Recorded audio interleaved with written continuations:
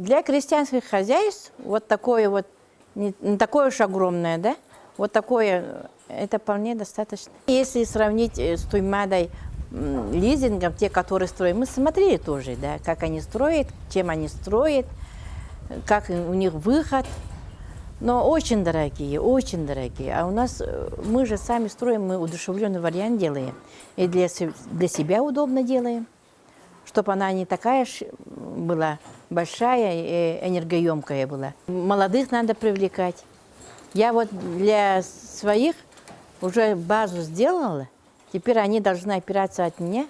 Но у дочки есть свой магазин, где будем мы поставлять свою продукцию. Будем откормочное хозяйство открывать племяннику. Потом сразу возьмется, хотим еще этот убойный цех сделать. Если бы все крестьянские хозяйства, хотя бы в селе была бы такая крестьянское хозяйство, в котором бы опирались и молодые вот работали, начали свое дело, тогда бы, это мое мнение, тогда бы село у нас бы развивалось. Была бы работа, была бы занятость.